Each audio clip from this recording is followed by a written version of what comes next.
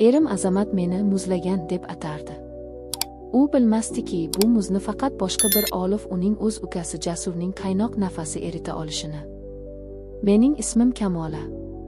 Turmush qurganimizga 7 yil bo'ldi. Dastlabki yillar sevgi bor edi. Ammo qachon, qanday qilib u so'nganini bilmayman. Erim Azamat men uchun sovuq toshga aylandi. Ishdan charchab kelganida mendan ko'ra telefonini quchoqlardi. Savollarimga him yoki yo'q deb javob berardi. Eng yomoni kechalari edi. U menga orqasini o'girib uxlardi. Oylab menga teginmasdi. Men o'zimni keraksiz, qurib borayotgan bir guldek his qilardim.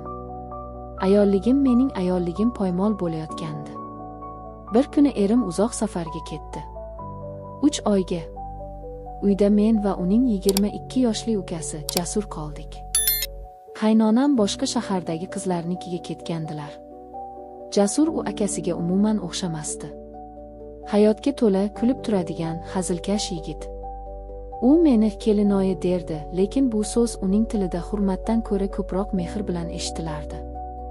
Erim ketgach hovli huvillab qoldi. Ammo Jasurning borligi bu huvillashni to'ldirardi. U menga e'tibor bera boshladi. Erimdan yillar davomida ko'rmagan e'tiborni.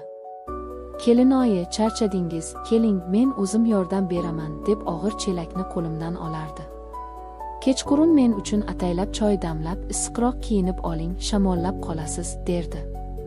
Bu oddiy so'zlar mening muzlagan qalbimni erita boshlagandi.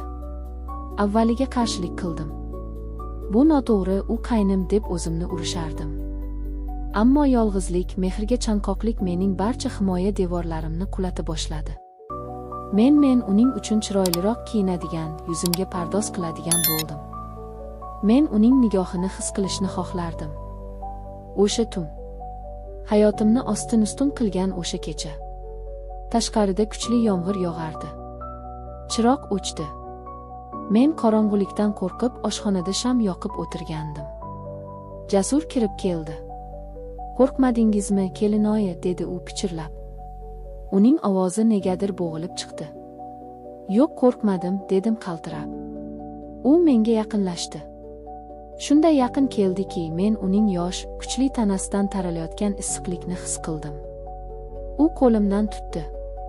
"Qo'llaringiz muzlab qolibdi-ku." Men qo'limni tortib ololmadim. Yuragim gupillab urardi. "Jasur, bu gunoh." "Gunoh nima?" dedi u menga tikilib. "Akamning sizdek ayolning qadriga yetmayotganimi? Yoki sizning baxtli bo'lishni istayotganingizmi?" Men sizni xohlayman, Kamola." U ismimni aytdi. "Kelinoyin emas, Kamola."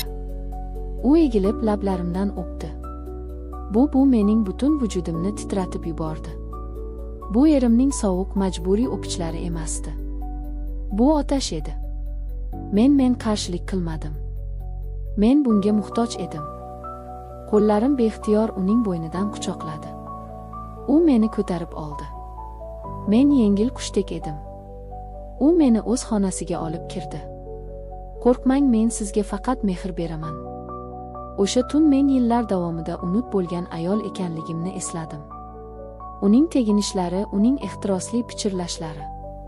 "Siz muzlagan emassiz, siz olovsiz." U mening tanamni shunday ehtiros bilan o'rganardiki, uning har bir teginishi men uning quchog'ida o'zimni ham gunohkor, ham dunyodagi eng baxtli ayoldek his qilardim. U meni ko'tarib oshxona stolining ustiga o'tkazdi. Uning